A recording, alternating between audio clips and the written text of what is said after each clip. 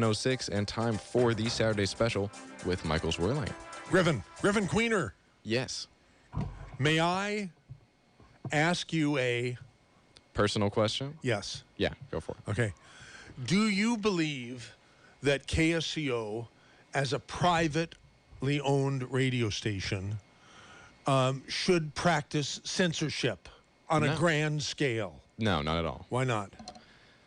Because if you're privately owned and you're a voice of the community and it's kind of a small, it's a localized type of conversation, if you're limiting that conversation, I feel like you're limiting the experience that you can provide.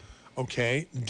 Are you aware, of course you're aware, that our city of license, Santa Cruz, California, a place that makes Berkeley look right-wing, right? And even San Francisco, right? That's our city of license.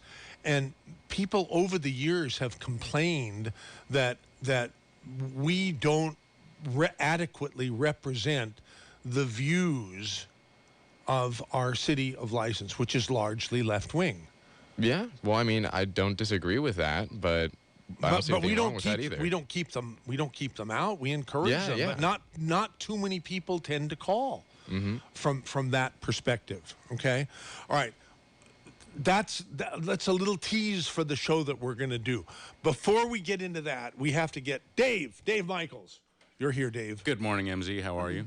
I'm so excited. We're going to have a fun show today. Yeah, man, I heard. I'm even more excited. Well, not more excited, but similarly excited that you're here and you're inviting people to come. This isn't just any Saturday. If people come to the Dave Cave today, what are they going to get that's different than other Saturdays? They get the best deal that they've ever walked into.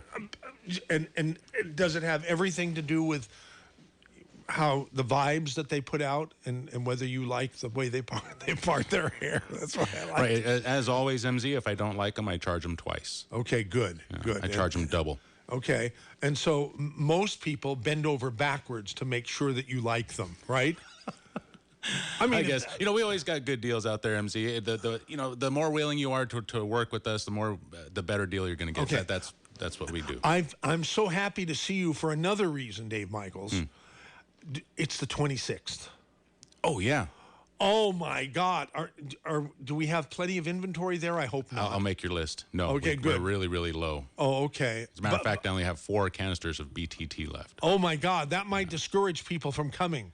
I've got some in my car. We'll find some more. Okay. I'll be looking for the... anyhow, great deals today. Great deals. Greater deals than ever before, right? Okay, yes, good. Yes, absolutely. Thank you. Excellent. All right, MZ, I'll be out there till 2. Yes, sir. Thank you, Dave Michaels. And without any further ado, let's start the show. Here. A brighter day is here. I don't like it. I'm sorry. I don't like it jumpy like that. I didn't have the button pushed. I'm going to do it right. Before we go any further, I'm going to do it right. Ready? 3, 2, 1. Good morning. A brighter day is here. Good morning. May we bring you cheer. We've got time. We've got tunes. We've got time, tunes, and temperature. Get up and go, it's today, on KSCO Radio. We have been tempted, ladies and gentlemen, many times over the last 28 3/4 years to become sensorial. But we have resisted the urge, and we're going to prove it again today. Yes, sir. We have an excellent guest today, and we hope you will stay tuned. I actually made a promo. I haven't done that in a long time. Yeah, so stay with us. Good morning. Now stay right here on KSCO Radio. So wait a second. Oh, we got to go to the very top here. Okay, there it is. May I ask you a personal question? Do you like the current direction the media is leading us? By elevating as darlings people like Alexandria Ocasio-Cortez, who wants no borders and free everything for everyone, except for those she dislikes, but funded by those she dislikes. Or Ilhan Omar, who proudly embraces Sharia law and lobbies for our country to adopt it.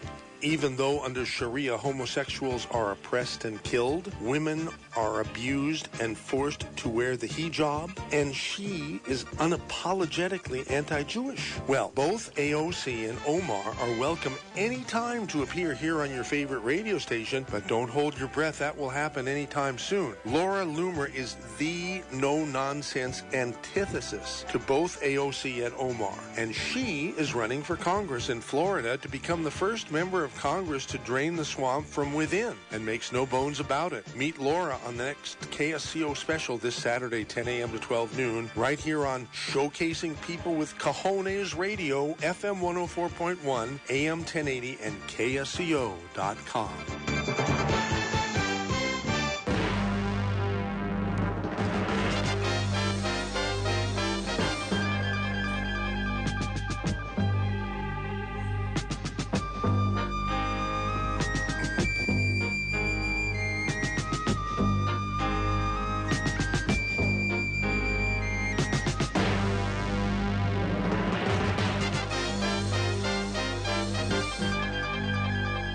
I played that promo to a neighbor of mine up in the city, and he was a little put off.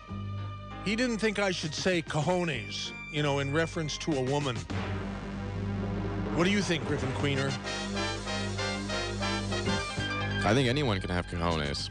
Good. So, my friend Richard, I love him, but he's a little too politically correct this time around. Okay, let's welcome Laura. Laura Loomer. Hi, Laura Loomer. Thanks for having me. Hi. Hey, yeah, I'm good. Do you object to my characterizing you as a woman with cojones? No, that's pretty accurate, right? Good. Okay. So, yeah, I was surprised at how many people who heard that promo that's been running for the last couple of days, quite frequently here on KSCO, are familiar with you. Maybe some of them became familiar with you as a result of hearing the promo and Googling you. Now, wait a second. You're not, as with Zach Verhees, from whom I got your name and phone number and recommendation that you would be an excellent guest on our station. Maybe does Google? You're not one of Google's favorite people because they've deplatformed you, right? Well, they censor me. Google definitely does censor me, and I've been censored by every social media company pretty much in the world. I'm banned on Facebook, Twitter, Instagram, Uber, Lyft, Uber Eats, Medium, Teespring, PayPal, Venmo, GoFundMe, everywhere. Why? You sound like a nice person to me. Do you say horrible things? No, it's because I report the truth, and I, prior to being banned, I exposed all of the radical left-wingers. There's a bit of an echo on the call. Oh, you hear that? No, I don't hear it. You sound perfect to us. Wow, that's a shame. We can hang up and try to call you again and get a different line if it's too irritating to you. But you sound perfect on this end. Oh, okay.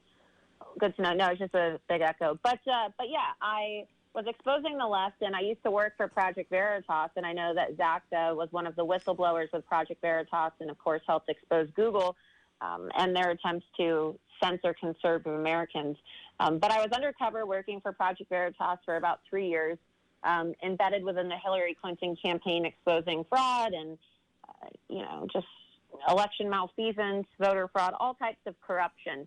And shortly after that, I left Veritas and I started my own media company. And, I instantly generated a massive online following. I had an online following of millions of people. And I would make these videos called Loomer videos where I would travel and confront radical left-wing politicians and figures, people like Hillary Clinton, who I confronted at her book signing, James Comey, who I also confronted at his book signing. I put illegal aliens on Nancy Pelosi's lawn in Napa Valley. And, because of this, I was banned everywhere. Well, you can't blame them. I mean, right? I mean, look, here's the deal. I always ask our. Well, I don't know what you mean by that. I can't blame them. I'm gonna tell you. I'm gonna tell you. Okay, I'm maybe you disagree with what I'm gonna say. Okay, I'm 100% for you. Okay, that. But if you're gonna be a disruptor, if you're the person that you're disrupting is going to be put off. I mean, that's what I mean by you can understand that, right? I mean, and that's probably what you intended to do, right? I didn't intend to be kicked off. No, I mean, this is America. We have a First Amendment right here. And so, these are American companies that need to abide by American laws.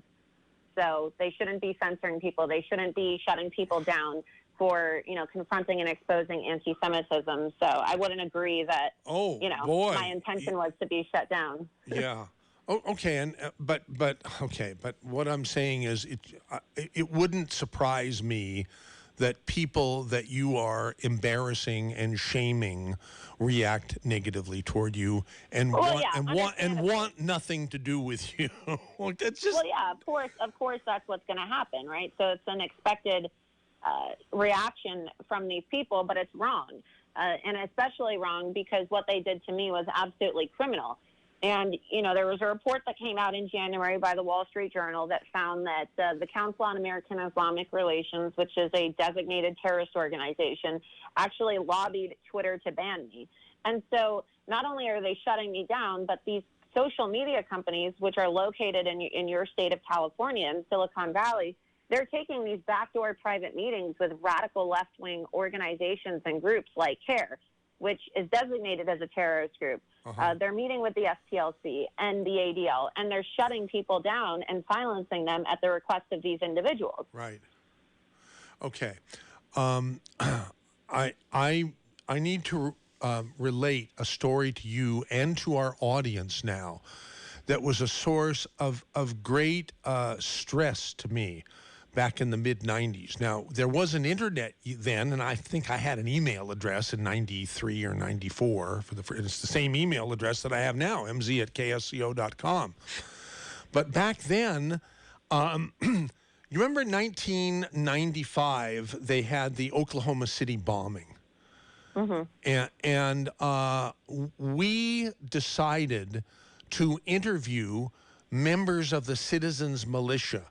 We interview everybody who's willing to be interviewed. We love to interview. We like to present all sides of the issues. Okay, right, that's what you're supposed to do. That's called journalism. Well, no, wait a second. Nothing makes me sadder, Laura, than the end of journalism. There is no journalism anymore. I think you will agree with that. Yeah, I'm very, very sad about that. However, okay, you're not going to, I don't think you're going to like what I'm going to say, even though I'm a big, big fan of yours. And I wish you nothing but the best in the future. And I hope that, as one person said to me in a email after they heard the promo, that person said, I believe that that Laura is one day in the not too distant future going to have Nancy Pelosi's job. And that would make that emailer very happy. I think that would make me very happy too. However, what I think you're going to disagree with is the fact that Google and Facebook and Twitter, they're all private companies. If I were running those companies, I would not run them the way they're being run. But I believe they have the right to run them however the hell they want. And let the market decide. If people are being treated unfairly, they're being deplatformed, they're being censored, then there'll be other companies that'll start up. That's where you're wrong, though. That's where you're wrong. Because look, the issue is that these companies are abusing their protections, right? You're not a private company if laws exist on the book to protect you from lawsuits when you violate other people's rights. You're just not. And what happens? So explain that. Explain that to me. You have the Communications Decency Act, right? And Section 230 basically protects these companies from lawsuits because these companies have positioned themselves as platforms. And so they've made them immune to a lot of lawsuits because the companies have set their own terms of service for banning people. Right. But what they're acting is publishers, because they're picking and choosing the content that they want. When you're a platform, so they should be deplatformed themselves or reclassified as what, public utilities or something, because where you what would they be reclassified? They should be stripped of their protections under Section 230.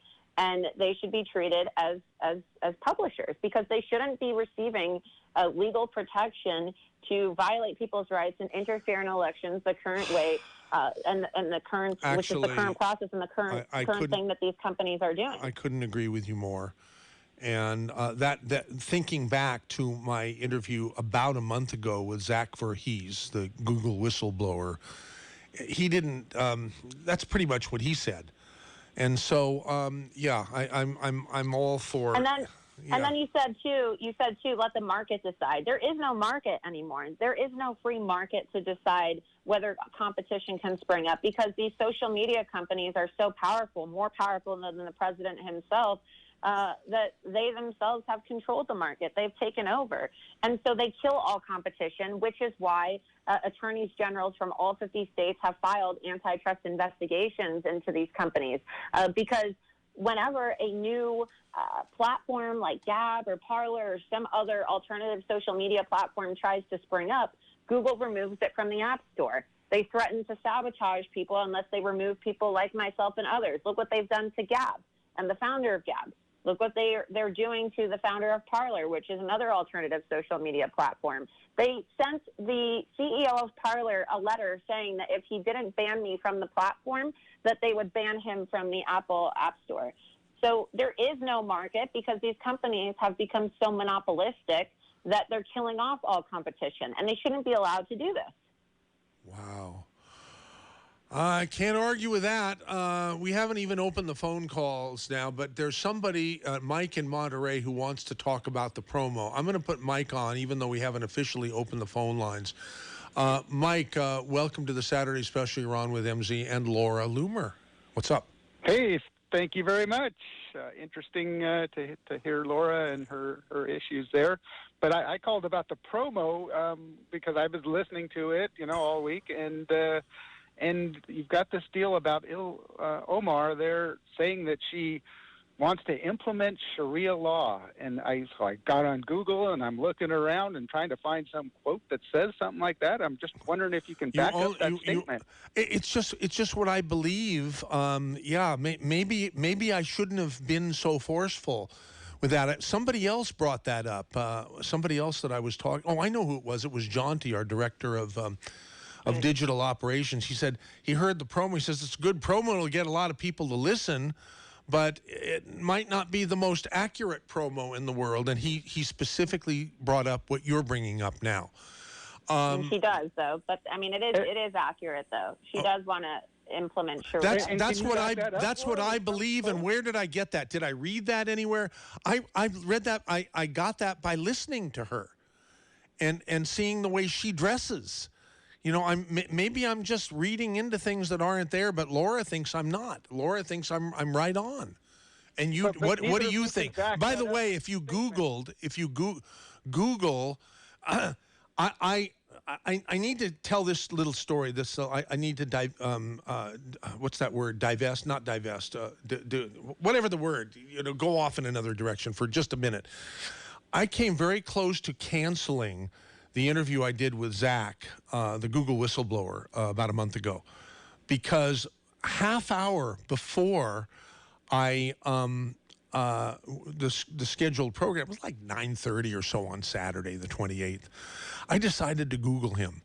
And a whole bunch of stuff came up that said he's an anti-Semitic, he's racist, negative stuff that it got me concerned. And I figured, geez, I'd just been through something not too long ago where I had supported a KSCO host that people were warning me was dangerous and toxic and was going to get me in trouble.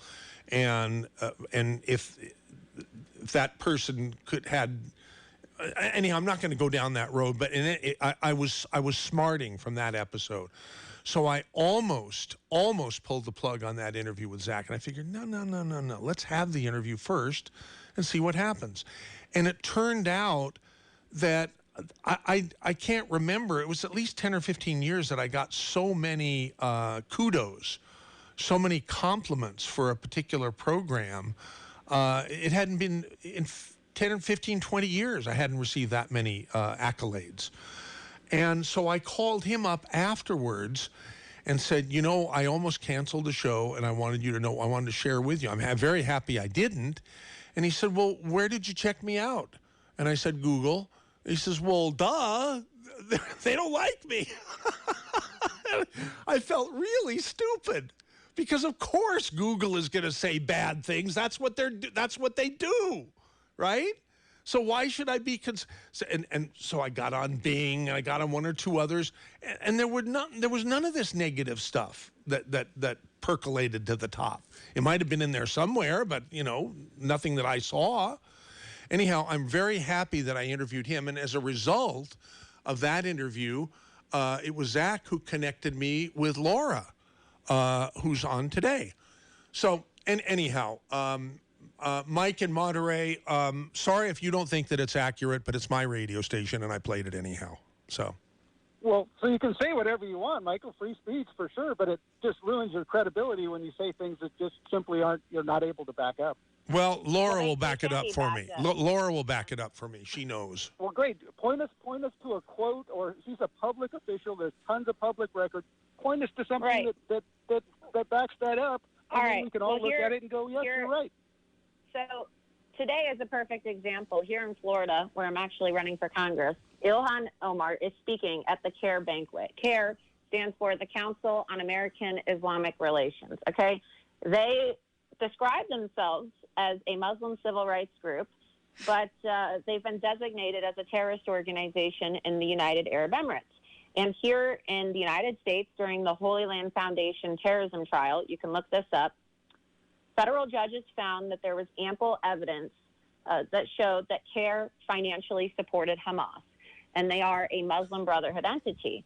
Well, the goal of the Muslim Brotherhood, and CARE is a Muslim Brotherhood organization. You can verify this online. They are designated as a terrorist organization by other Muslim countries, and you would think that these people would know, right? I mean, they share the ideology of Islam. So, the United Arab Emirates is saying that CARE is a terrorist organization. I think I'm going to take their word for it. The goal of the Muslim Brotherhood is to implement Sharia law. Ilhan Omar has been endorsed by CARE. She is funded by CARE. She receives money from CARE, and she is now the keynote speaker at the banquet with CARE today. Another individual who she's speaking alongside is an individual by the name of Hassan Shibli, who is the head of CARE Florida. Well, you can Google this for yourself and see as well. Hassan Shibli actually sued the president of the United States on behalf of the ISIS bride. I'm sure you saw in the news a few months ago how there was an ISIS bride that was trying to come back into the United States, and Mike Pompeo and President Trump, rightfully so, said, hell no, you're not coming back into this country, right? Her social media posts showed that, she filmed herself ripping up her United States passport, saying that she hopes American citizens were murdered, praising Allah, calling for jihad against innocent people. And this guy, Hassan Shibli, who's the head of CARE Florida, which is the same organization, CARE, that lobbied Twitter to shut me down and ban me, all right, they're speaking alongside Omar today, and it's not a one-off thing. She's been traveling the country at these, speaking at these CARE banquets alongside these individuals who are using their resources as an organization to support a member of ISIS, this ISIS bride. And you have to ask yourself, right, at one point does it become highly inappropriate for this woman, Ilhan Omar, to be serving in the United States Congress on the Foreign Affairs Committee, having access to your classified information when she is sharing a stage with, associating with, and taking money from an organization that is defending ISIS?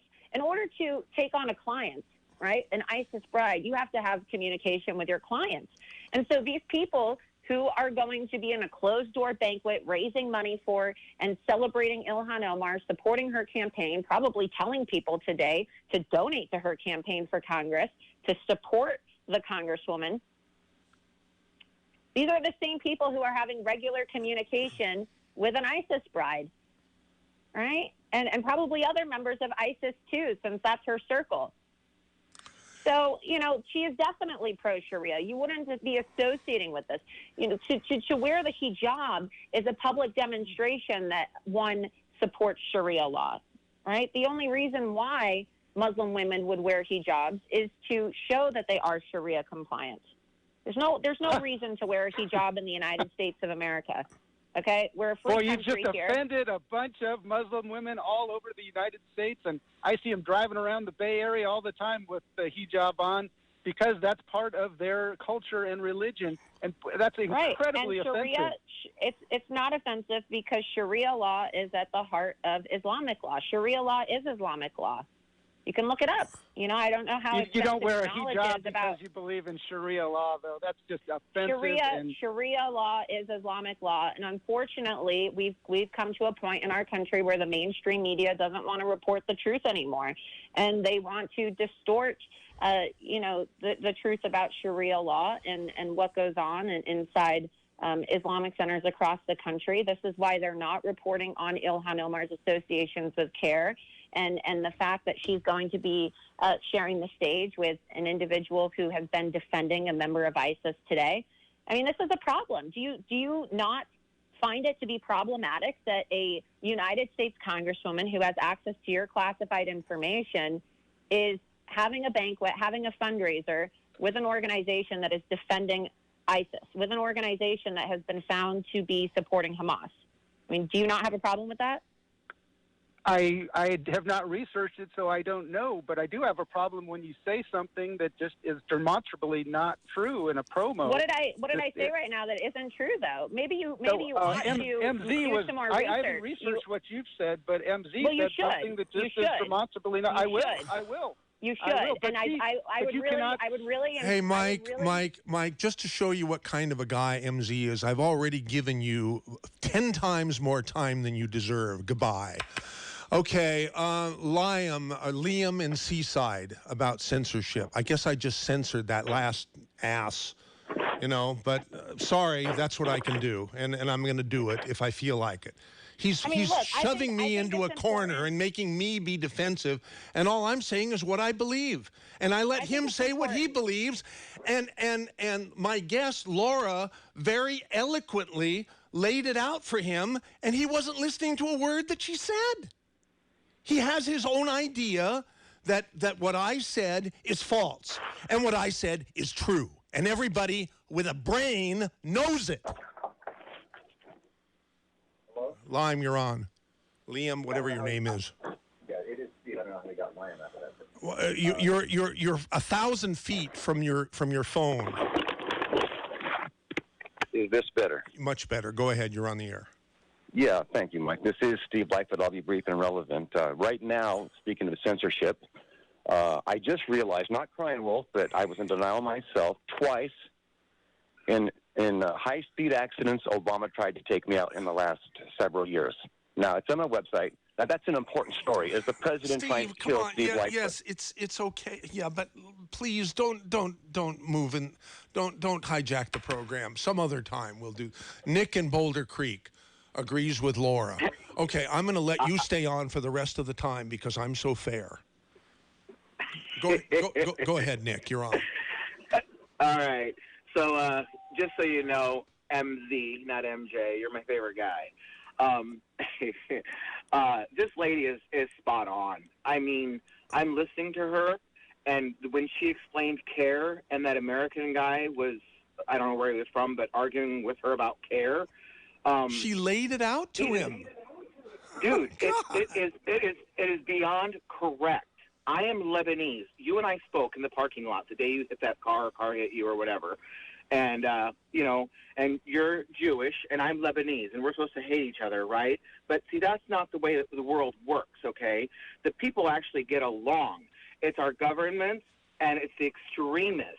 And CARE supports Hezbollah. CARE supports Hamas.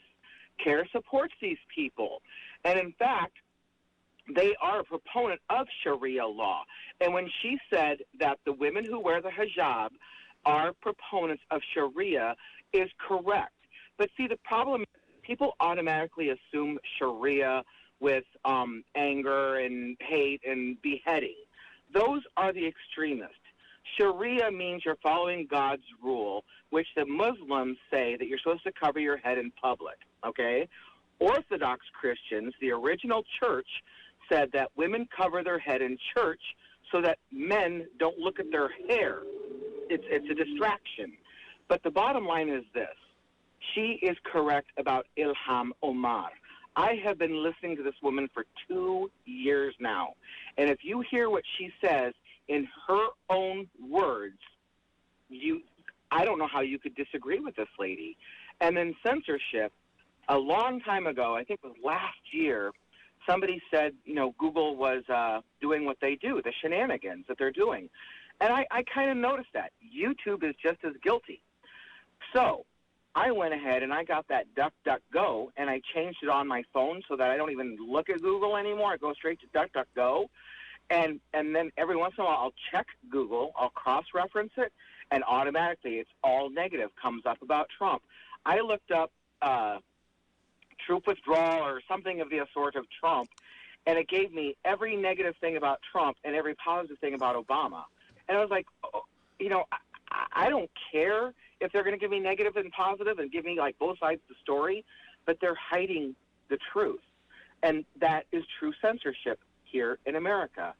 So, you guys can argue about the minute detail of what, all people. Well, maybe not necessarily all of them, but deep down in their heart, they are subservient when they wear the hijab. And not all of them are hijabbed. Some of them are burqa'd. You go to Detroit, and they're straight up in a burqa, and a burqa is different than a hijab. And to answer, I want to say you're correct. And the previous caller was arguing, saying that you can't say that Omar supports Sharia. Well, if you are endorsed by and you are subscribing to the same ideology as CARE, and you are speaking at their banquets, and you are using their representatives who were found to be supporting Hamas, and you are using these people as points of reference when you pen your congressional letters, right? She cites CARE. She cites Nihad Awad, who's the director of CARE. You are saying that you stand with the Muslim Brotherhood. And this is the slogan. This is the slogan of the Muslim Brotherhood. Allah is our objective. The Prophet is our leader. The Quran is our law. Jihad is our way. Okay? Jihad is our way. And for people who don't know what jihad is, it is defined in Islamic texts as warfare against non-Muslims. Okay? Well, so the jihad also. The jihad also, truthfully in Arabic, is like the war from within. And so, like, we have a jihad against ourselves. And even Christians use the word jihad because that word has been hijacked by the extremists, just so you know. Just like the word Allah, okay? Believe it or not, if you're Jewish, Christian, or Muslim, we all believe in the same God, the God of Abraham and the God of Isaac, which is Allah, okay? So even as a Christian, we say Allah, wahyat Allah means I swear to God. But when you speak of Messiah or the Trinity, you still use the word Allah. But the Muslims define Allah as God, but Muhammad and Jesus, Messiah, and Abraham and Isaac, they pronounce them each individual prophets. But we are all monotheistic in the same God. And to try to explain that to Americans, like, oh no, the Muslims are different. It's a different God. No, it is the same God as the Jews gave us. The Jews gave us this God. And the messenger and the interpreter is different. The Christians, we believe that Christ came for us, blah, blah, blah, blah, blah. The Muslims believe that Muhammad came for them. But they even divided themselves between the Shia and the Sunni because of lineage. And so they're even fighting each other, just so you know. And in Lebanon is just like America. If you want to wear a burqa, if you want to wear hijab, or if you don't want to wear anything, you get to choose what you want to wear. And my last point is this. When you put the hijab or when you put the burqa, you are Sharia 100%. Yeah. That means you are following the law. End of story. End of story. So that's what I was saying. Thank you very much. That's what I was saying. Thank you. Thank you very much, MJ.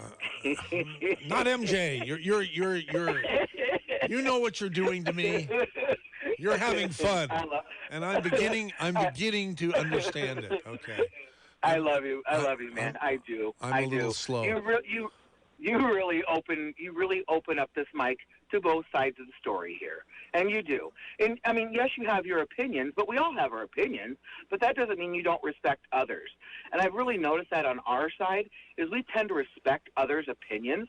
We may respect the difference and recognize the difference, but we don't call them names and whatnot have you. Right. But now we have our tune because we have a guy who's actually fighting for us and hitting back. And that's what we voted this guy in for, is for him to take Hillary's broom out of her hand and beat her with her own dang broom. So you guys have a great day. Bye. What a great caller. Okay, here's Sarah in Capitola. You're on. Hello. Oh my God, you're so loud. Hi. You almost blew my ears out, but. Okay. Sorry. Is that better? Yeah, sure. Talk back a foot from the telephone. Okay, here we go. Hi, I'm just calling to congratulate Laura for her congressional run. And I just want to say that what you're doing is awesome. I've just been following you for a couple years now, and I'm just absolutely support you. And, I just really want to say I'm really proud of what you're doing. And thank you. Thank you for doing it. How long have you been listening to KSCO, Sarah? Okay, so actually I'm a local, and my dad used to call into your show. So I've been listening for like 30 years. Wow. Great. Yeah. Okay. Yeah. No, I love the program, and I'm super excited for what you're doing, Laura. Okay. Thank you. Yeah. Thanks for calling. And for people who are listening who want to, follow my congressional campaign, I am running for Congress in Florida's District 21. Because look, I mean, the loudest voices in Congress right now are those of the radical left, those who are pushing ideas that are totally, incompatible with the United States Constitution and what we stand for here in America. People like Ilhan Omar, people like Rashida Tlaib, people like AOC, and my own Congresswoman, Lois Frankel, who I'm now running against. And she serves as the chair of the Democrat Women's Caucus. And, her job is to keep these women in line. And she has failed to do that. And she has failed her constituents as a do-nothing Democrat, as a do-nothing representative. And I'm determined to flip this seat and bring order and sanity back to Congress. And so whether you live in my district or not, you can donate to my campaign at lauraloomerforcongress.com.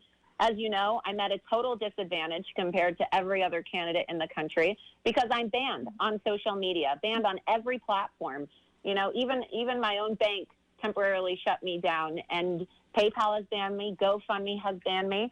And so all the Democrat candidates have access to Facebook, Twitter, Instagram, PayPal to fundraise, but I don't. And this is a problem, right? It's not just a free speech issue anymore when we talk about censorship. It's a civil rights issue. And the previous caller was right. Republicans are able to respectfully disagree with others, people on the other side, but we're now at a point in this country where people don't just want to disagree with you, but they viciously want to prevent you from living your life freely as an American citizen if they don't agree with your politics. And we see that now. People are being banned from their banks. Can you believe it? Here in America, people like myself have been banned from banks for supporting President Trump and for the work that we're doing. Right? Their civil rights are being totally I thought violated. I could believe anything about people who dislike President Trump, and there's no limit to what they will do. But I'd never heard that before. They cut off your bank account because you're a Trump supporter? Yeah, Chase Bank banned me. Chase Bank has been banning people. Chase Bank shut down my online access to my bank account, and they only, reinstated my access after it received some media attention. But you can look it up. I mean, there was a New York Post article about it. Dinesh D'Souza was on Fox News talking about it, and Project Veritas caught Chase Bank employees on camera saying that they weren't going to give bank access to people who lack moral character. So basically, they're talking about Trump supporters. And they've banned several high-profile Trump supporters who were active on Twitter. this is a serious problem. I mean, we're not just dealing with people being banned on Twitter and Facebook. We're dealing with, the same tactics that were used in the time of the Second World War by the Nazis. And I find it ironic how these are the people who like to call me and President Trump and other Republicans Nazis, but their tactics are straight out of the Nazi era playbook. Jeez. Okay. Hey, thank you, Sarah in Capitola, for calling. Thank you, Sarah. 479-1080. Your next caller is Art in Big Sur about censorship. Art, you're on. Hi there, Michael. Thank you for allowing me to get on the air here. Yeah, you're sort of echoey. Can you talk? Maybe not on the speakerphone or something, because we want to hear what you have to say. Okay, yeah, I'm on a headphone. Is that better now? No, but that's okay. We can hear you. Okay, let me try. Much better now. Yeah. How about this? Okay. That's the best of all. Better? Yes. Okay, excellent. Well, yeah, I wanted to kind of rope the conversation, if I could, back to what was mentioned at the outset about this. Now you're gone. Now you're gone. How about now? I think we have a bad cell connection. Can you hear me now? Well, you're cutting in and out, but we'll if you cut in and out, we're going to have to end the call, Art. Which is a shame, because I think we really want to hear what you have to say, but give it a try. Okay, is it any better now? Yes, go ahead. Okay, so as I was saying, to bring this back to the meaningful distinction that was made at the beginning of the program about free market versus a regulated market, a carve-out that protects these internet companies from the sort of legal scrutiny that they would normally be subject to under the civil law. And I wanted to draw that analogy a little further into the idea that, we don't just, prohibit with the civil law certain abuses. Actually, we have a very broad area of consumer protection that regulates companies. For instance, the FDIC, the Federal Drug Agency, the FCC. I mean, there's ample precedent that companies just can't do whatever they want to do, and this doesn't apply just at the national level, but certainly the local level as well. Michael, right. I've talked to you before about things like building codes. I mean, you can't, there's certain things you can't do within your own home if you're building a home remodeling. So the idea that this notion of consumer protection meets antitrust where these internet companies are functioning, and I think it's crucial from a consumer protection standpoint that these companies, which are really the result of technological innovation that brought down the old media understanding, the ABC, CBS, the sort of unanimity of opinion that exists on that end of things. The internet in the 1990s was actually a force that showed that there's a different way, and it came from technological innovation. So what I'm worried about, and I would really be pleased if Laura took this up as an issue advocate, the same way Newt Gingrich brought up congressional reform as an issue advocate in the Congress, the same way Devin Nunes has been at the forefront of this whole investigation of investigators, Russiagate issue. I think this is very important because I think what we need to be able to do is to protect or to foster the green shoots of the next technology innovation that will bring about the free market reform, the competition alternative that Michael referred to, that will get us beyond the Googles and the Apples and the Facebooks and Twitters of the world. Okay, thank you for making that point. Do you have any quick response, Laura, to Art? Well, look, I think that big tech social media censorship is the #1 campaign issue of this country, and a lot of people may not see that, but it is. And it's because everything that, this country stands for, right? Everything that separates us from every other country in the world, that makes us the best country on this planet. The First Amendment, free speech, right? These types of consumer protections you're talking about, these don't exist in communist countries. And what these social media companies are trying to do now is they're trying to make it so that they control what people see, what people hear. And effectively, if you control the flow of information and how people process information and receive information, you control what they do. You control how they vote. So they are control their fundamentally trying. They are fundamentally people like Sundar Pichai, right, the CEO of Google, Mark Zuckerberg, the CEO of Facebook, Jack Dorsey, the CEO of Twitter. These people are fundamentally trying to change what it means to be an American. They're trying to fundamentally change, how these corporations. The robber barons of the information age. Yeah, and that's a problem, right? Because Zach, the Google whistleblower, you saw from his interview and the expose with Project Veritas how these companies pretend like they aren't violating people's rights and like they're playing by the rules. But you've seen the experts and the whistleblowers come out and say that they're implementing algorithms to control elections, to sway elections, to make it so that people only receive negative information about certain people like myself and Zach when they do Google searches, when they search for Donald Trump. If you go on Google, this is a prime example. If you go on Google and you type in the word idiot and you do the image search, the first picture that shows up is Donald Trump. Why is the first person who shows up on a Google search of the word idiot Donald Trump, right? So they are manipulating. They are manipulating people's thought processes, and it's a form of mind control is what it is. And it's dangerous Laura, because it has political implications.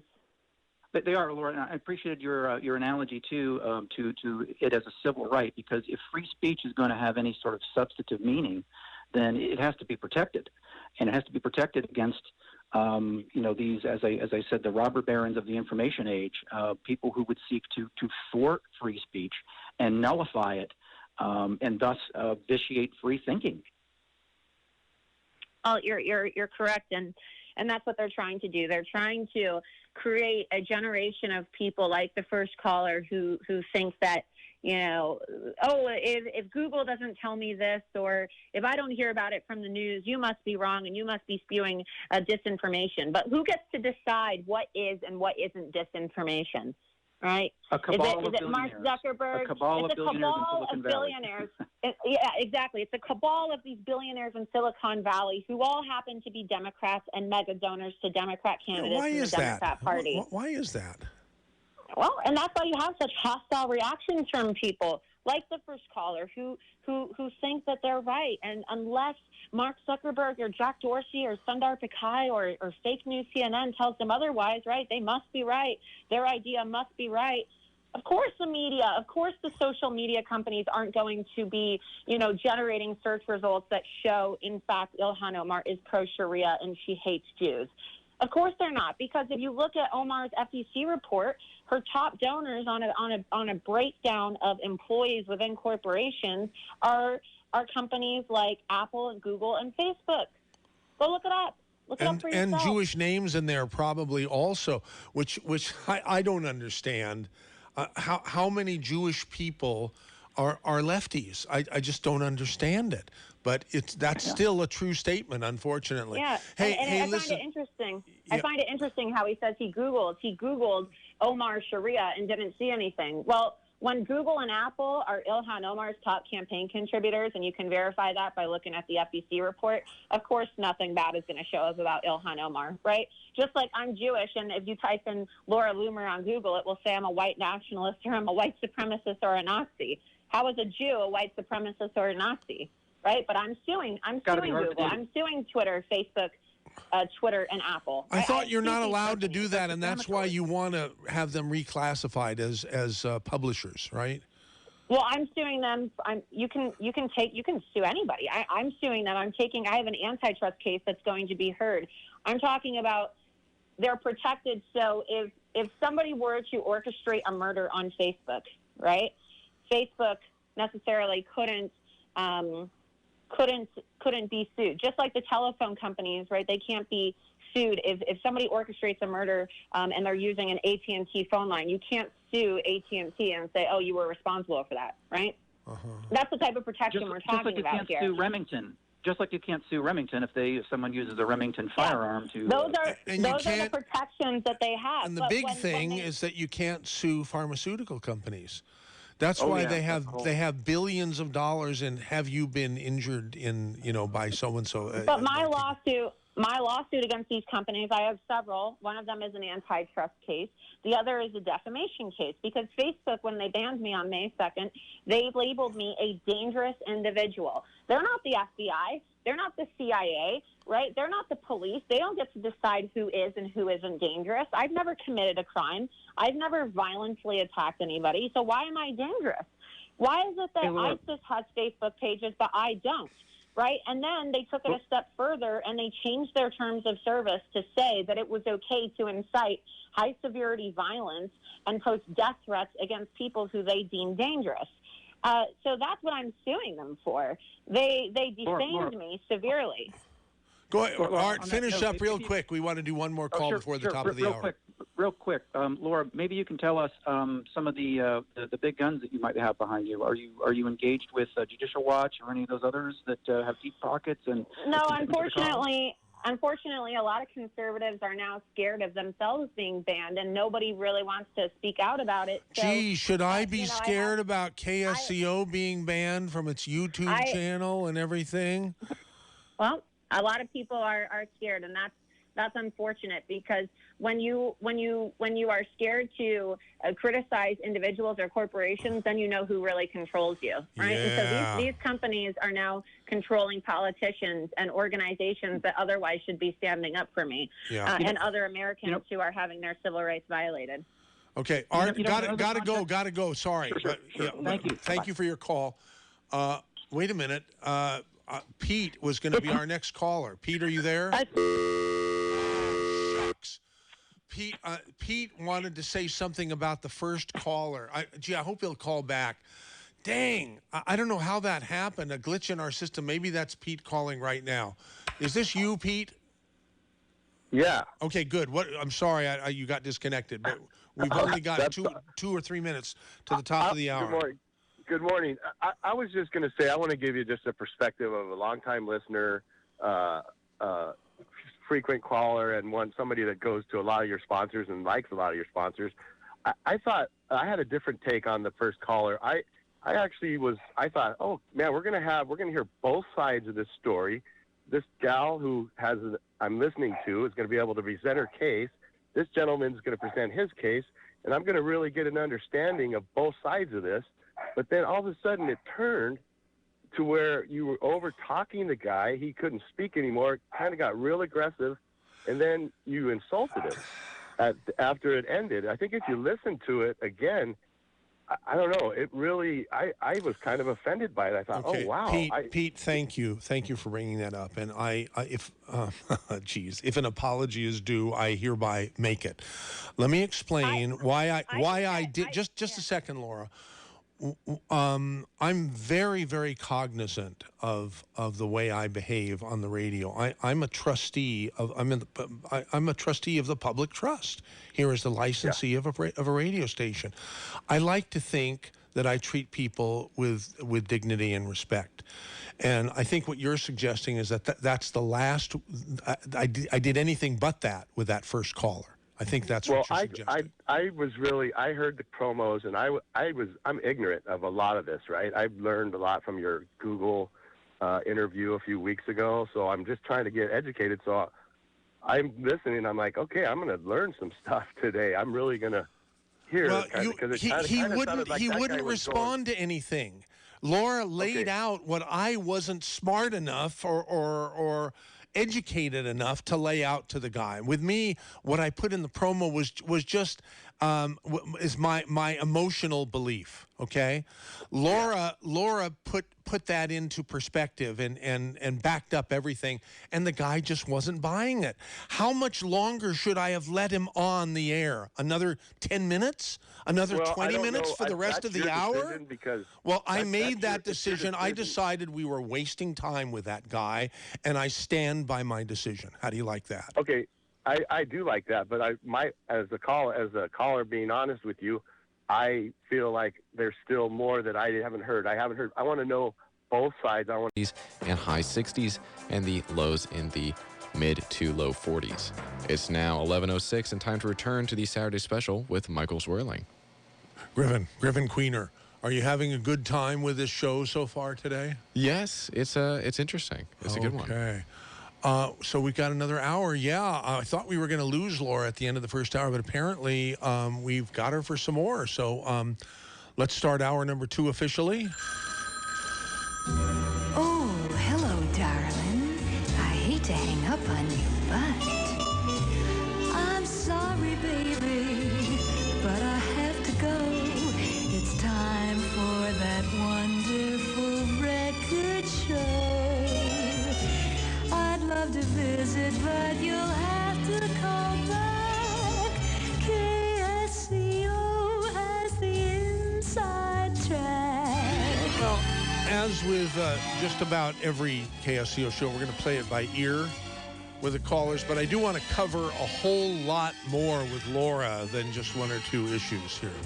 I'm sorry, baby, but I really gotta go to KSCO Radio. Bye. Okay, our guest is Laura Loomer, who is a congressional candidate from the state of Florida. And she's, I like, there's so much I like about what I've been hearing from Laura. Laura, are you back with us? I'm back. Okay, good. There's 3 callers online now. Let's take those calls and then let's move on to other things on your platform and campaign. Okay, Sean in Live Oak, you want to talk about Ilhan Omar? Yes. And before I make my point, I'd like to wish Laura good luck in her endeavors. Thank you. And another thing that Ilhan Omar has said, and many other people in her position, is they keep talking about Islam being the religion of peace. And when I take the historical conquest of Spain, the historical conquest of Alexandria, where the books of John and Luke were written, and the conquest of Jerusalem, and the 70 to 80 million Hindus, Buddhists, and Sikhs that were killed in the conquest of India, I just don't really buy that Islam is the religion of peace. I don't think too many people would argue with you. Anyhow, thanks for calling the Saturday special, Sean. Our next caller is Margaret in Santa Cruz. Margaret wants to talk about Laura. Hi, Laura. Yeah, you're a dangerous Laura Loomer. Yeah, you're dangerous to no one but them. Right. That's who you're dangerous to. I highly admire you. I highly admire you, and I've been reading James O'Keefe's book, American Pravda. Excellent. Laura, when I saw your interview on InfoWars and you were crying, I thought, finally, an American who's reacting to blatant persecution. Speech censorship, banking, commerce, employment, basically functioning as a free human being on Earth. I mean, criminals in prison have more freedom than you do now, and your tearful reaction was so natural and so appropriate. And now that you're running for office, it's the perfect revenge, if you will, the perfect reaction. And the censorship is Chi-Com, as the left is pointing fingers and regurgitating Russia, Russia, Russia, and Nazi, Nazi, Nazi. It's their gaslighting that truly must be analyzed and exposed. The left as Chi-Coms. Hillary alarmed the world when she was heard saying the Dems will be outgunned, outspent, and outlied. Well, what outgunned guns is she referring to? The Chi-Coms versus the U.S. Army? Well, look, it's totally un-American. You're right, and that's the problem. Is one of the main reasons why I'm running for office is because I don't want what has happened to me to happen to anybody else. And you're right. I was very upset, and I was crying on the Alex Jones show because here I am. I'm 26 years old, and look what these companies did to me. I tweeted Ilhan Omar was anti-Jewish, okay, and for that I was banned on Twitter. Okay, they've banned me on Facebook. They've banned me on Instagram. PayPal shut me down. I've lost 90% of my income. But she is anti-Jewish. She's proudly anti-Jewish. Yeah, and they're persecuting American conservatives. It's not just me, right? There are millions of conservatives who this is happening to, but they don't have my soapbox, right? And people know who I am, which is why my situation has received attention and coverage, not nearly as much coverage as it should, though. And, you know, what's going to happen if the Democrats gain control of the White House again? Right? We see members of Congress and the Democrat Party calling for people to be sent to jail if they post memes. Frederica Wilson, you can look it up. She thinks that Americans who post memes against Democrats should be sent to jail. We have members of Congress, look at AOC, trying to question Mark Zuckerberg as to why he's not banning all Republican political ads because she views them as lies. So is everything that the Democrat or everything that the big tech, social media tyrants deem as a lie going to be banned? Are people going to be jailed for posting facts like they already are in the UK? All right, this is very scary. It should concern everybody.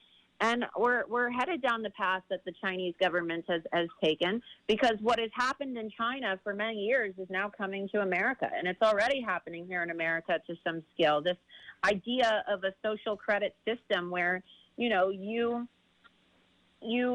have a partnership between the government and the tech companies like they have in China, where people are having their travel plans banned. They're being banned from purchasing plane tickets and train tickets and buying homes and getting loans and going to school because the government, the Communist Party of China, has deemed them to have a low social credit score as determined by the tech companies. I mean, this is very scary stuff, and it's coming to America. Well, the fact that you're running for office is basically making them look like baboons throwing boomerangs. And I admire you for that. Thank you. Okay. I'm running because I don't want this to happen to anybody else in the country. Yeah. And nobody in Congress is adequately addressing it. It's a huge civil rights issue. And I cannot believe that these companies are getting away with what they're doing to American citizens. And it's going to have serious, financial and political ramifications on conservatives in this country if it's not dealt with. And when I get into Congress, I'm going to deal with it. Wow. Candace Owen and Laura Loomer need to be politically elevated. I'll drink to that. Hey, thank you, Margaret, for calling 479-1080. Appreciate it. Rory. Thank you, Laura. Yeah, Thank you. Rory in Watsonville. You are on the air. Hey, thanks, MC, for having Laura on. My wife knew who Laura was, but I didn't until she heard the promo about this. So now you do. Kudos. Now I do. And quick first question, Laura, is has President Trump acknowledged your campaign? Is he getting behind it? Because that's one way to bust through on these control freaks that run these companies. Right. Not yet. There is a primary, and so I'm confident I'm going to win my primary. I mean, I just out-fundraised the Democrat incumbent and all of my GOP primary opponents combined without having nice. In Florida? In Florida, yeah. How did you do that? Way to go. By the way, what part of Florida are you? I should know this, but... District 21, so it's Palm Beach County. It's actually President Trump's district where Mar-a-Lago is located. So when I win, and I'm going to win, I'll be Trump's congresswoman. But yeah, no, I mean, I'd love to have President Trump's support, and I'm confident I'm going to win the primary, which is in August. I mean, we're talking about a year from now, unless the other people, who knows, maybe they'll drop out. But look, I have already shown that I've raised more money than all of my opponents combined, including the Democrat, and it's caused a lot of chaos down here in South Florida because the Democrats have been freaking out because all the fake news media said, Laura's banned on social media. She won't raise a dime. She's not a legitimate candidate. And not only did I raise more than a dime, but I outraised the 4-term Democrat incumbent who's best friends with Nancy Pelosi. Yeah, and for sure mention a few times how we can contribute. I yesterday contributed to Michael Flynn's defense fund. Yeah, that's wonderful. I love him. I pray to God that it just comes in buckets. So, I know you don't have a website, but maybe an email and address. Yeah. Pray for Roger Stone, too. My campaign site is, I actually have a campaign website. It's lauraloomerforcongress.com. That's LauraLoomerForCongress.com, and that's where you can donate on the front page and sign up to get emails because, you know, it's not like you're going to be able to follow me on Facebook or Twitter. No. So make sure that you sign up. And like I said, you don't have to live in Florida to donate to my campaign. So, you know, this is a grassroots effort, and patriots all around the country, you know, need a real fighter. And I've shown through my investigative journalism that I'm not making false promises like other candidates running, saying they're going to take on the squad. I was taking on the squad. I was taking on Nancy Pelosi when I put illegal aliens on her lawn before I was banned, and even after I was banned. And now did you put they physical? have no other choice. Did you put physical, like real live people, illegal aliens on her? Right. Oh, I found real illegal aliens from Mexico. They're not hard to find. They're everywhere. No, I know. I work with them, so it's all right. Yeah. Hey, in California, you know, everyone's welcome. So you pick them up at the Home Depot, and I found them, and I put them on her lawn. You told them clean up the yard. I'm going to pay you in advance. And what happened to you when you did that, Laura? Yeah, tell us, please. Well, the video is on my YouTube channel for people who want to watch the extended. Wait a minute, you haven't been banned from YouTube? Not yet. That's like the only thing that I have still, and I haven't posted on it in a long time besides my campaign videos. But that's like all I have left is my YouTube and then this new platform called Parler, which is a up-and-coming conservative platform. But yeah, I have my YouTube, even though they censor it. I mean, I have almost 90,000 subscribers on YouTube, yet my videos barely get any views now because they delete likes, they delete comments, they delete my subscribers. People constantly tell me that they have to subscribe to get notifications. But anyway, when I put the illegals on her lawn, what? Yeah. Did she come out and shoo them off the lawn? Say, hey, get off the lawn. She called the police. Eastwood. Yeah. She called the police, and then the police asked us for ID. But I thought that Nancy's nephew, Gavin Newsom, said that ID was racist. So I was like, you know, officer, I thought in California everyone was welcome here. I thought ID was racist. So, you know, when you put the illegals on the Democrats' lawn, they want to see ID. But when you bring the illegals to the voting polls, forget about it. That's how they get their votes. That's how people get their votes. So we were deported. We were deported from La Casa de Nancy, and my illegal alien amigos were able to basically go free. So it was another one of those great old California laws that you can release. Yeah, and that's a big problem that will work out. We just got to get control of the house and put people like you in there. It's going to help. By the way, a couple quick comments on Islam. First of all, it's not the religion of peace. My older brother's architect. He called it the religion of pieces because when they get done with you, that's all you got. So, that's a little tongue-in-cheek out there, people. Yeah.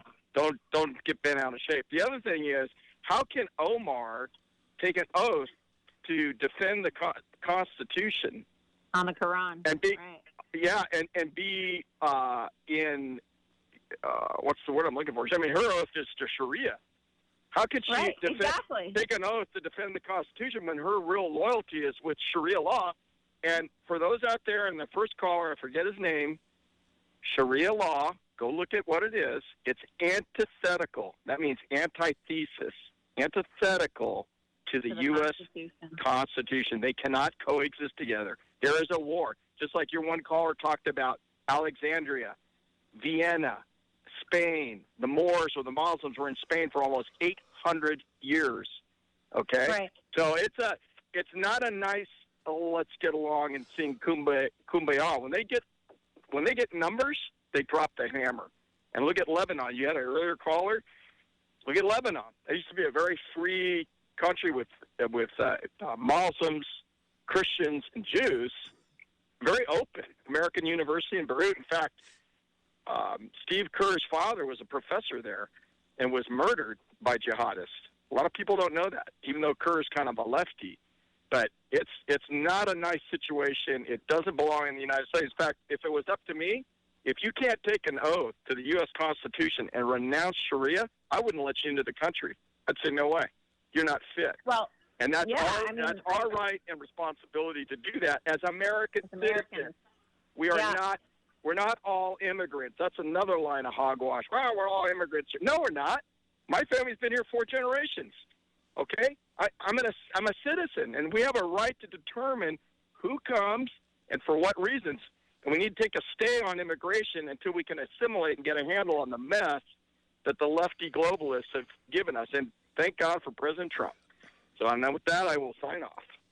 Thank you, Rory. Thank you. Good hearing from you. Next caller will be Maj, M-A-J. Michael Zwerling. Yes. It's Madge. Oh, hi, Madge. Yeah. Okay. But anyhow, you're on the air with Laura Loomer and poor old MC. Poor old MC. Hey, I haven't, I'm sorry, I've been listening in and out of your guests, and so I really don't know what her premise is, but I've heard that she's banned from all these sites, and I'm thinking, what a horrible person she must be, but she sounds kind of legit and normal. But anyway, what I wanted to ask both of you is, have both or either of you read or followed on YouTube some of the lectures given by a Somali-born woman named Diane Hersey Ali? I have. Yes. But I Laura have, has, yes. okay. Yeah. Michael, educate yourself, and she is a Hoover Fellow at Stanford and wrote a probably 100-page report on what's called Dawa, and it has to do with the infiltration of Islam and Sharia law in the United States government. Very frightening, very interesting, and it makes a lot of this stuff very understandable. And I'd like to hear your guest take on her. My take on Ayaan Hirsi Ali. Well, I think that I think that a lot of people should familiarize themselves with Ayaan Hirsi Ali, because her perspective is unique in that, you can listen to Jews and Christians and all types of non-Muslims talk about Islam, but Ayaan Hirsi Ali was born into it, right, as you said. And I believe she was a victim of female genital mutilation. She lived under Sharia, and, she was raised to hate Jews and to hate Christians, and she talks about this in her book, right? And how yes, and how she wound up having to estrange herself from her family to escape what she was having to live under. First, she went to Holland and was educated there, became a politician, and she was somewhat disgraced there. And I can't recall the situation, but she was also friends with the, I forget his name, he was a politician and a relative of one of the great artists, and he was stabbed to death. Yeah, Theo Van Gogh. Yes. Exactly. I was just about to get to that. And she was supposed to be in the film Submission. So yes. You're right. There's a Dutch filmmaker by the name of Theo Van Gogh, and it was written by Ayaan Hirsi Ali. And basically, she had to flee for her life, and she lives in this country now, and speaks and teaches, and is very, very interesting to listen to. And I would encourage anybody. I'm not Jewish. I have absolutely no horse in this race, with the exception that I do not want to see democracy taken away and Sharia law instituted. And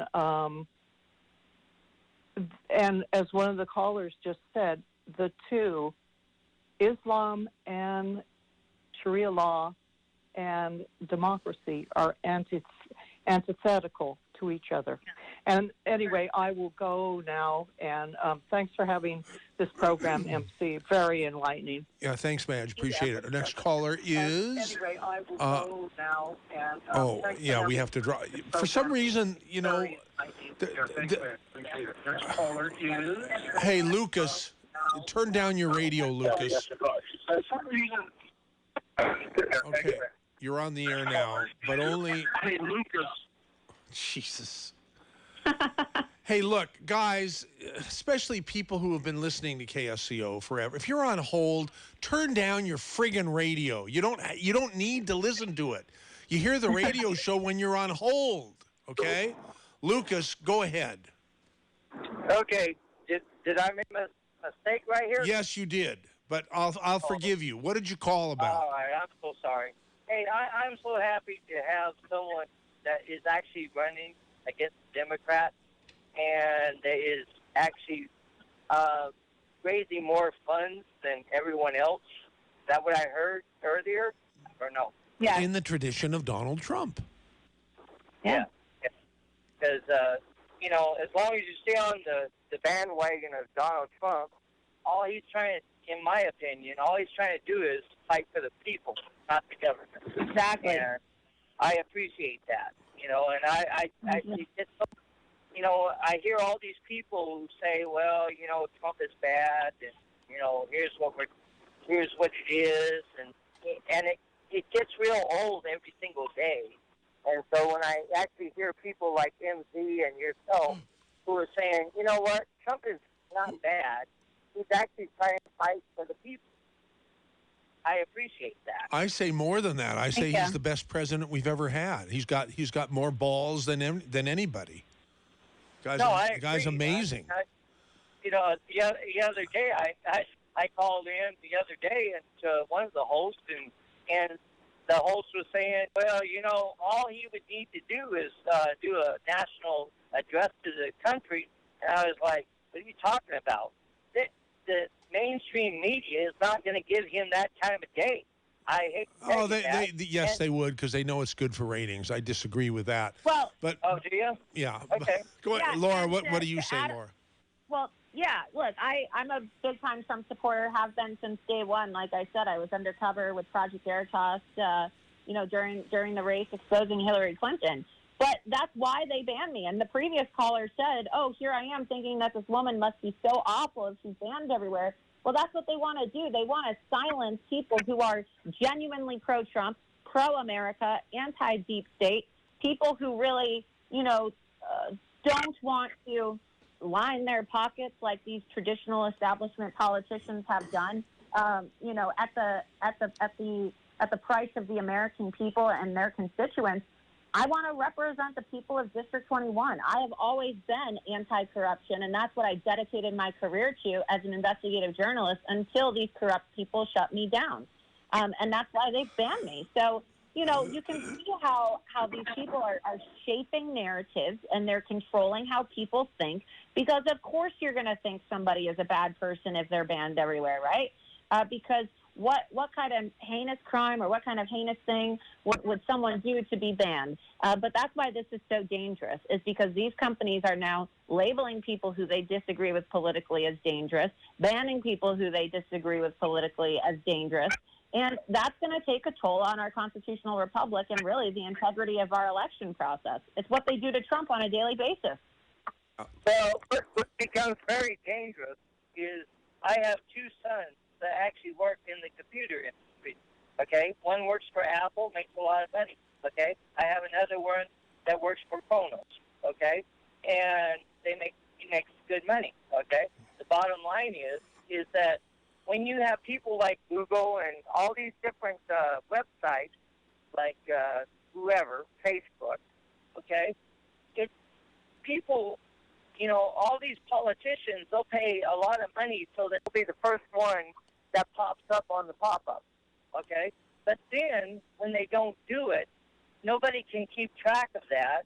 And just like what's happening to you is you are, here you're paying for this to have, okay, I'm going to be the first pop-out, okay?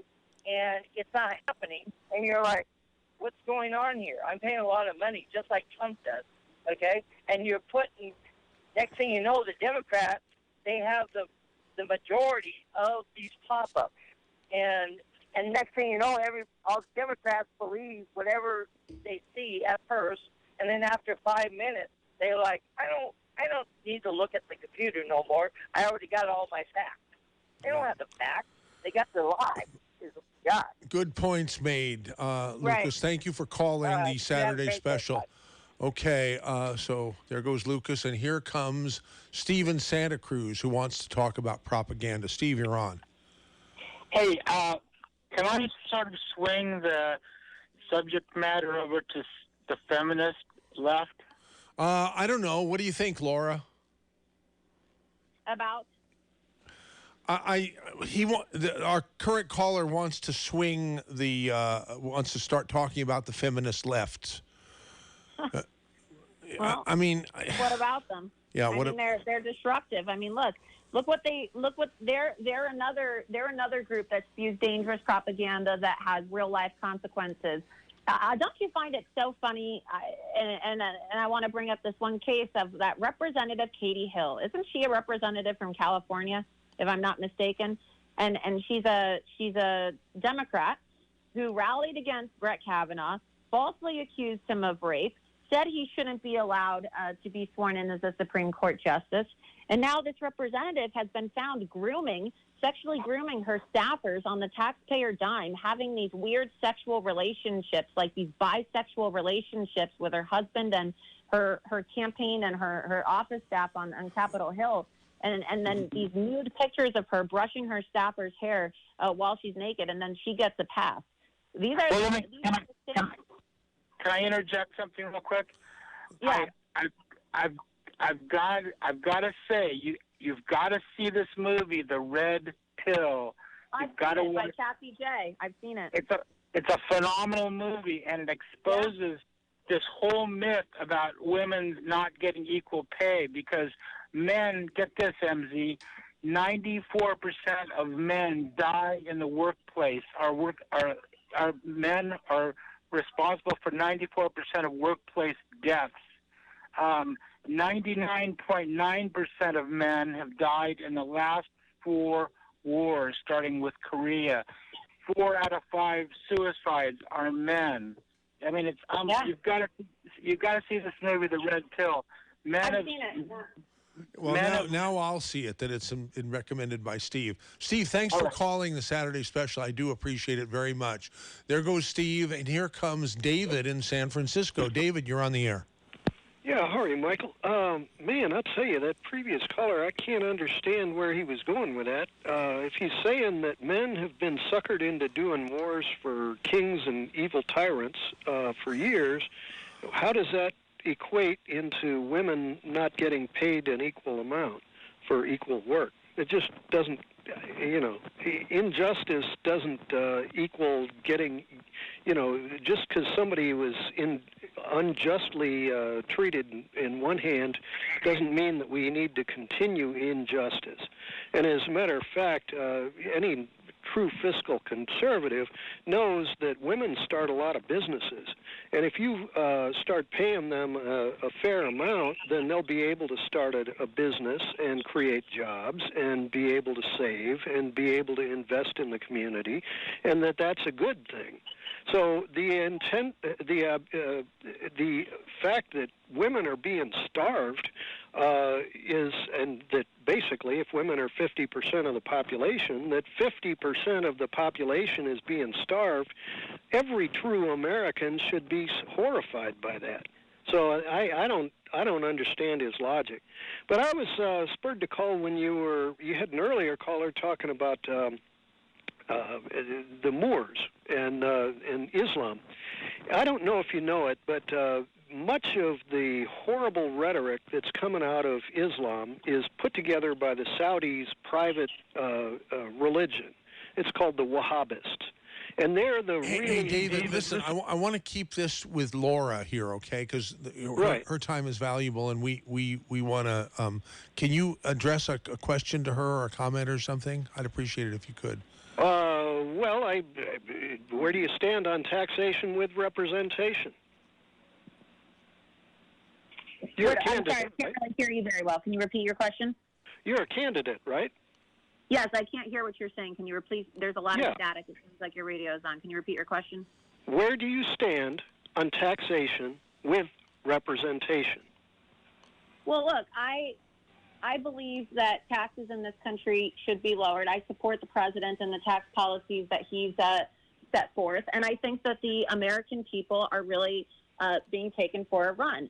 I mean, you see the Democrat candidates, and they have their debates. They've had several of these clown shows, which they've referred to as presidential debates, where 20 of these candidates get up on stage, and all I hear is more policies that they want to put forth that don't really represent Americans as a whole, represent foreigners, illegal aliens, criminal invaders into our country at the expense of the American taxpayer. And we are going down a very dangerous path, all right? We have an enormous national debt that is only going to increase if we continue to allow for people in the radical left, which is now really just the Democrat Party. I don't really think that there is a differentiation between the radical left and the Democrats anymore. I think they're one and the same. And unfortunately, the media is elevating the most radical voices in our country who are promoting communism and socialism. Policies that are going to result in enormous increases in taxes for the average American citizen. And when you talk about taxation with representation, well, there is no representation. You just have constant taxation when you live in a communist society or a socialist society. Take it from the people of Cuba. Take it from the people of Venezuela or any other third world nation where, you know, you have communist government at hand. And so that is something that I am going to, you know, vigorously fight against, and something that I have worked to expose and challenge. And like I said, it's not a false promise. A lot of candidates will get up here and tell you what they're going to do.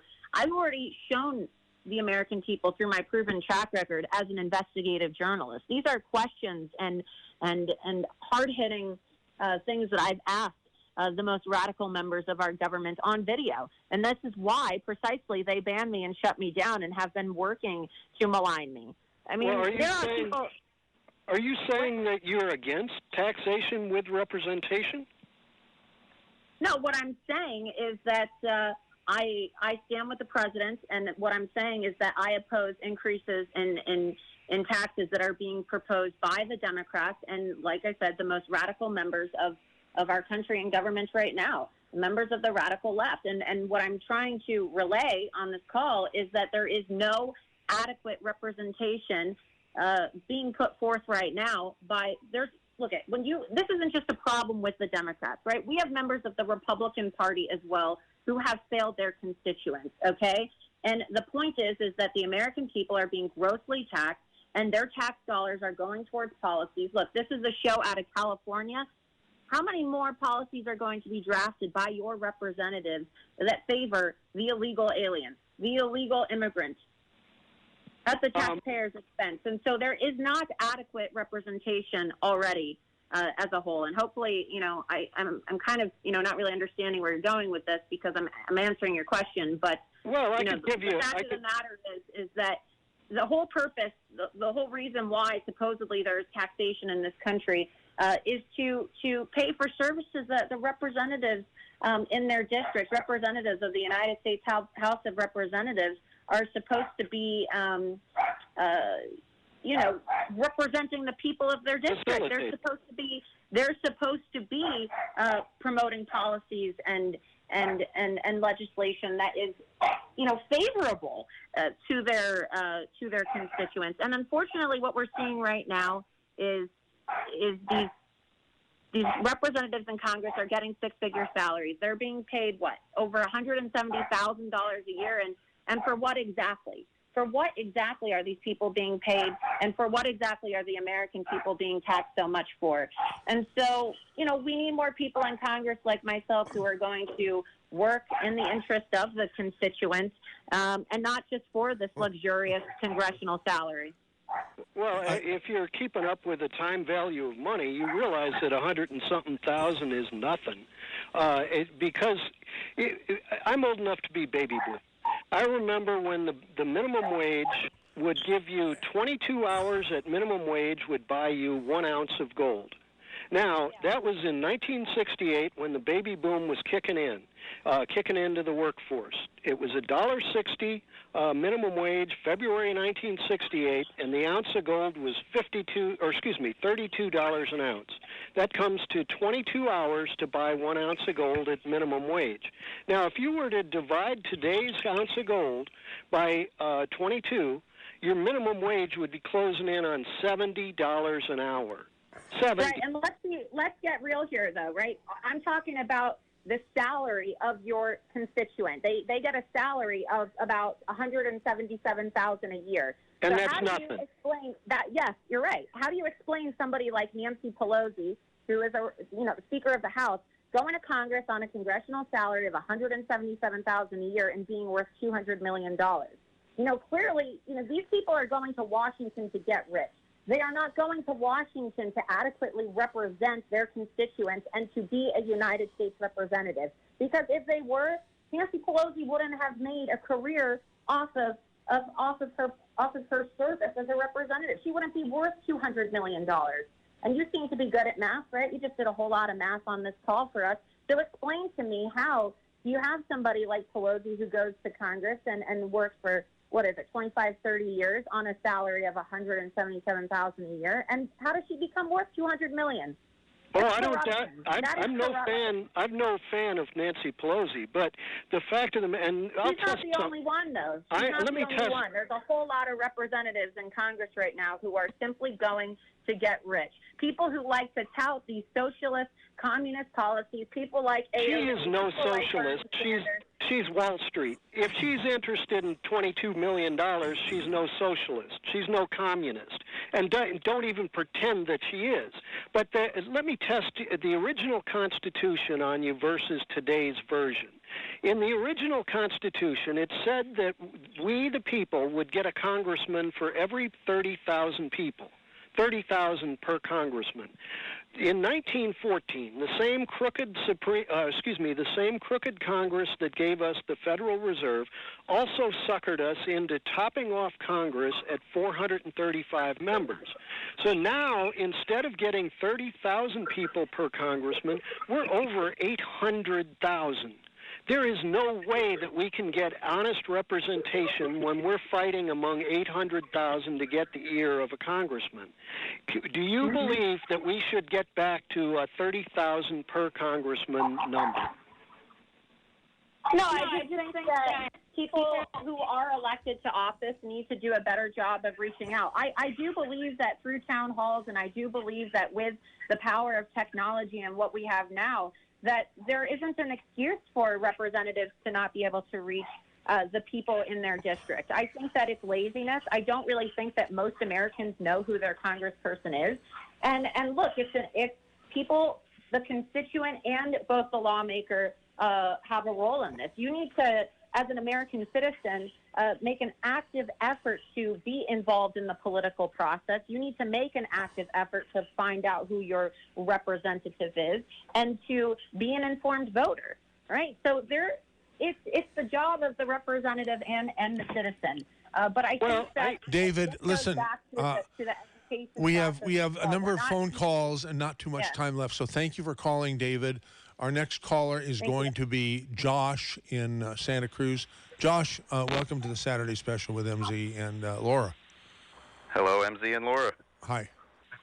So I was reading a story about a gamer who was in a tournament. Their gamer tag is Blitzchung, and he played a worldwide tournament for an online card game hosted by the U.S. company Blizzard. The gamer shouted, "Liberate Hong Kong, revolution of our times." Blizzard banned him from the platform, took away his grand prize winnings. Only after huge backlash did they reissue the winnings, and that were rightfully his as he won. Essentially, this company decided to follow foreign rules of free speech and lack thereof so they can maintain access to the China market. In my eyes, this was money over American values. Throw this story in with the NBA controversy.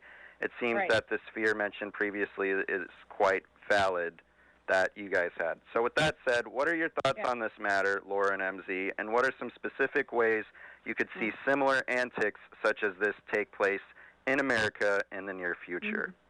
Right, good question, and this is what I was alluding to in the beginning of the interview where I was talking about the Chinese social credit system. These are American companies, right? And what you see now is that they are caving to communist China. And that's wrong. If you're an American company, you should have to abide by American laws. And the fact that some of the most successful American companies, the wealthiest American companies like Nike, you have the NBA, you have Facebook, you have Google, you have Twitter, you have these very powerful executives.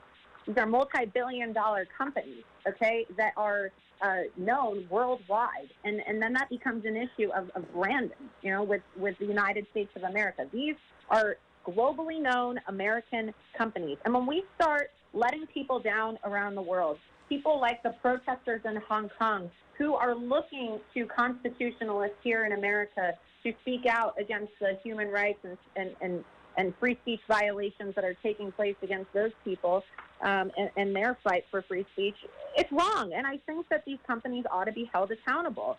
And unfortunately, it's becoming more and more prevalent in American society, this idea that we're just going to cancel people who oppose whatever ideology they're putting forth. And now these companies are subscribing to the communist ideology, the communist way. And so there needs to be the more, I think, consequences, and money seems to be the only thing that talks with these people. And I really do believe that corporations like Google, like the NBA, like Facebook, like Twitter, any American company that restricts another individual's free speech, another individual's ability to communicate freely, in an effort to support a communist idea, they ought to face financial repercussions because it's dangerous. It's Laura, very dangerous. Do me a favor, Laura. We just have another caller, and we may or may not have. We have about 13 minutes left. I said that the tendency is for cell calls to deteriorate. You have almost deteriorated to unable to understand. So that number I gave you, would you mind hanging up and calling it back right away, please? That would be great. Yeah, can you hear me? Can you hear me now? Yes, we can. We can hear you, but it's not a good connection. So please try calling us back. It can't get any worse than it is. Okay, yeah. What about your thoughts on the matter, MZ? Okay, yeah, go ahead, Laura. Yeah, go ahead and hang up and call back that number, unless you don't have it. Do you have that number? Yeah, I have it. I'll Okay, call good, back. good. Thank you. Okay, Griffin Queener, she's going to be calling on the VIP line, so pick that up and please be on the lookout for that. Wow, we're still getting some crackling, so maybe it isn't even her connection. Josh, frame the question again for me, okay? You were asking me, and I'm really only interested in what the guest has to say, because I'm not running for anything, but I'll give you a quick answer if I can. Oh, that's my bad. I accidentally dropped him when I put on Laura. Oh, okay. Well, here's Laura back. Laura, are you back? Yeah, I'm back. Okay. Yeah, you sound a lot better now. So let's take our next caller, Andres. Andres in Capitola. You're on with Laura right now on the Saturday Special. Thank you very much for both of you. I wanted to ask a question and also encourage everybody who lives in our congressional district where we don't have adequate representation, in my opinion. We don't have a representative that exemplifies the type of issues that most, from what I can tell, most KSCO people, and Laura, I mean, she's like Trump. She's just like him. She's going to be a Molotov cocktail. She's going to be a disruptor in Congress. Look at all the stuff she has done, not just in other places of the country, but also in California. She came and invaded Nancy Pelosi's property. That's, even though she won't be technically representing us, she will be representing some of our values. And so, although we can't vote for her, I'd encourage everybody listening to donate to her campaign so that she can be our voice. Even though we don't live in her district, she will still be our voice in Congress. And whatever that website is, man, just keep repeating that so people can send you help or sign up to be volunteers or whatever. Yeah, Laura Loomer for Congress.com. And you're right. You know, I have been trying to do my best to be a voice for all Americans. And not only did I put illegals on Nancy Pelosi's lawn, but I also hopped the fence at the California governor's mansion and was arrested a few months ago at Gavin Newsom's house because I brought, you know, the sanctuary tent. It's a tent that I put the faces of victims of illegal aliens on, and I put the tent on his lawn. And I put a sombrero on and a poncho, and I hopped over the fence and protested illegal immigration. And ironically, I was arrested for, get this, trespassing. And Gavin Newsom, not only did he press charges against me for trespassing, but he tried to have me locked up in the Sacramento County Jail, which is one of the top 3 worst jails in America. He tried to have me locked up there for 15 days and give me 3 years of probation. I had to go to court, and I had to take a life skills class. I had to sit in a course for 8 hours in California and learn how to be a better person because Gavin Newsom wanted me to go to jail on charges of trespassing. But look, why does an American citizen get a harsher sentence than an illegal alien who crosses our border illegally? Gavin Newsom is over here trying to, tell illegal aliens on video that they should evade ICE if they get a knock at their door. He's trying to get criminal convictions overturned for illegal aliens, won't even, attend the funeral of slain California police officers who were killed by illegal aliens. This is a horrible guy, and he's the governor of California. This is what I'm talking about. Representatives who care more about illegal aliens and foreigners than they do about their own constituents. And we have a lot of people like that who are serving in Congress, people who have gone to Washington to get rich, to take advantage of the situation at the expense of the taxpayer. And unfortunately, it's the taxpayer who's paying for it, right? You think that Nancy Pelosi and people like Gavin Newsom are feeling the effect of the policies that they're supporting? You think that Nancy Pelosi and Gavin Newsom are having to step in piles of poop and needles on their way to work while they're being chauffeured in their Cadillac SUVs? No, they're not. Okay, it's the people of California, and similar situations can be found in districts all over the country. But I'm very nervous as to what's going to happen when President Trump is out of office, because even if he wins, and I do believe he will, we're only going to have him for another 4.5 years. So, well, Don Jr. or Eric, why not? No, we need to keep the ball rolling in every branch, and we need to encourage. Oh yeah, Laura. Absolutely. No, what Laura is doing is definitely needed, and so I totally applaud her efforts and totally support her. In any way I can. I like what I'm hearing on this show. So everybody vote for Laura by sending her money. Laura Loomer for Congress. And thank you. This state with the PG&E blackouts or whatever they're doing, they're also these representatives, all these people that got us in the mess. They're not getting their energy blocked out, and I hope you play both defense and offense. There's so much out there, and bring other people into Congress, both by your example and maybe some proactive action. But good luck, and thank you for doing what you do, both of you, Angie and Laura. Yeah, thanks for your question. Thank you. Thanks, Andres. Okay, our next caller will be Estelle in Santa Clara. Estelle, you're on the air. Oh, hi. I wanted to say something to this lady. I guess her name is Miss Laura. I really think that it is very good that what you are saying, especially about Nancy Pelosi and Gavin Newsom. I was told that they are related. Okay, they are relatives, and they are. Yes, and Gavin Newsom is Nancy Pelosi's nephew. For those of you who don't know, that's right. That is right. And the people of California, they have been fooled. Okay, they have been fooled, thinking that they picked Mr. Gavin Newsom because he went out there and talked about the immigrants. I was not born here. But I became a citizen. But because you will notice I have an accent. But he went and told everyone that he was going to give free lunches. My son did not have free lunches because when my husband died, I had to pay for his lunch. And also, they served in the military for 2 years, 6 years and 3 years. I have 2 sons, so they did not get any free lunches from Gavin Newsom.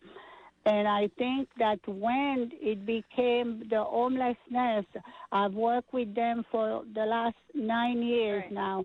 Mr. Newsom is not doing anything for the seniors and for the homelessness. It's all the big corporation that has taken over and putting money into their pockets and not taking care of the people. The Lord says first we need a shelter, food, and clothing. Okay? And Miss Libby, the woman Miss Libby up there in Oakland, when the ICE were trying to find the immigrants to arrest them, Miss Libby went on television and told the people of California to please open their houses for them, put them in their homes. But she is not taking any of them in her home. Right. Well, look, it's the classic Democrat way, right? Rules for thee, but right. It's all the Democrat way. What they need to do, what the Americans need to understand, they better open their eyes and their ears and start looking and seeing what is exactly happening to America. My husband brought me here. I'm a citizen. I've been working to help other people. Americans are losing out. Someone has to stand for us, okay? And I think that you are very good, and I've been listening to you just after I finished work. Thank you very much. Okay, Estelle, thank you for calling 479-1080. It looks like our last caller of the day will be Billy Sunshine. Abortion? I don't want to derail this, Billy. No. This is it's a question about what Laura thinks should be the punishment for a woman who has an abortion. Trump thinks that she should go to jail. I want to know if Laura does too. I've never heard President Trump say that women should go to jail for having an abortion. Well, she said it. You can believe me. I don't lie, right, MZ? He said it. He said it to a guy on MSNBC when they were having a town hall. He might have been. He might have said it tongue in cheek. I can't believe that Trump would say that. No. MZ, I know what I'm talking about. You know that. Mm-hmm. He said women. I've never heard. Well, what do you think? It doesn't matter what he thinks. What do you think, Laura? Laura, what do you think? I'm pro-life, and my position as a woman is that I'm pro-life. I am against abortion. And what punishment should a woman get?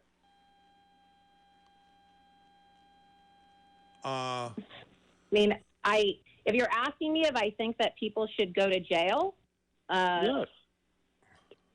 That's not the rule of the land, right? Women are not sent to jail for having abortions. And my stance personally, like I said, I am pro-life, and so I feel like this is a question that is rooted in misinformation, which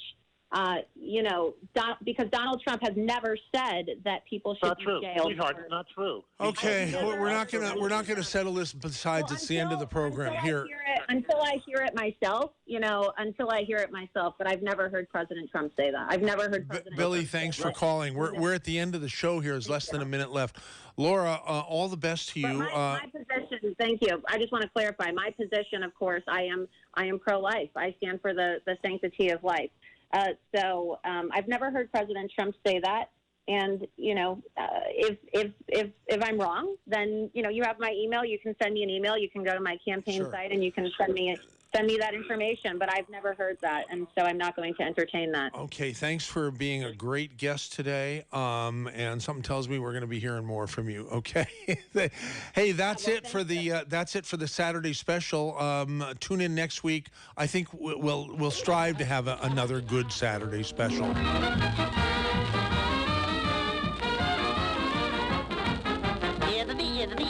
That's all, folks.